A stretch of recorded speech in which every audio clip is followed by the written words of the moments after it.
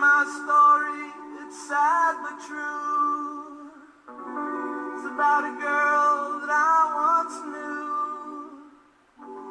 She took my love, then ran around. Yeah, that's the way it goes. So let's roll with this thing really quick. We did lots of fun things.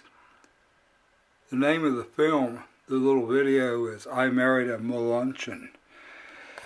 I'd never heard of a Melunchen before.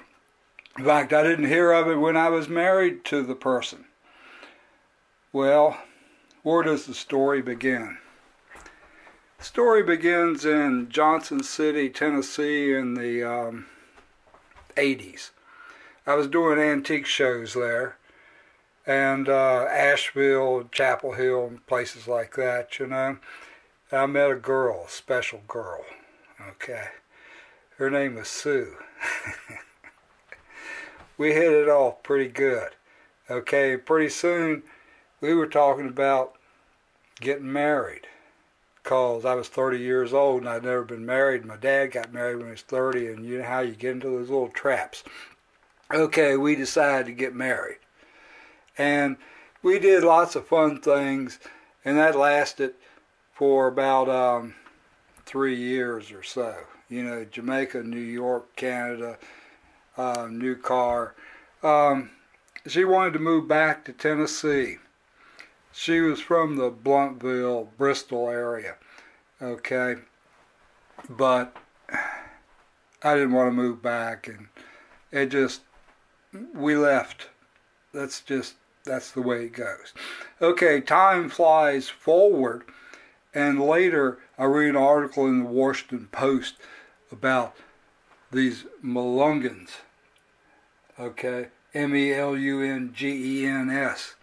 And I thought, oh my goodness, maybe she thinks I still care. No, maybe she was a Melungen, okay? I started thinking about the things that she had told me that maybe I didn't listen to it at the first, like her father during the Depression. They almost starved to death, she said, and he didn't like poke salad because it reminded him of hard times, and he didn't have an opportunity for education, so that held him back in his job. He was like a lineman for the county, you know, but he never became a supervisor, you know, the next step up because of educational deficiencies. And they would say things like the N-word, she told me, about him. I saw him once or twice. He seemed like a hard guy, okay? He seemed sort of, to me, like an Indian or something like that, you know, but I didn't really delve too deeply. One of the characteristics that she had that I had a concern with was she had a big nose. Her nose was a Roman nose. She had, you know, it looked Semitic. It looked Middle Eastern, okay? But her face was oval and with the cheeks, and she looked sort of Indian. So, I don't know.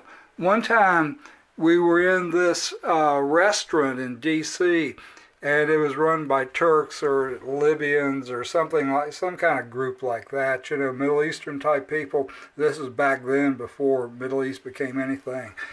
And they were like aggressive toward me.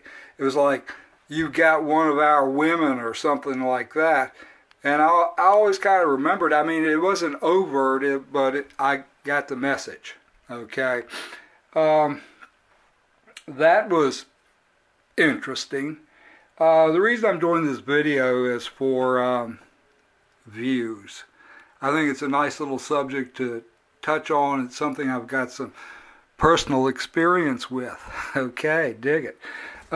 Is there anything that I forgot? I'm sure there's a bunch of stuff. Well, talk to you later.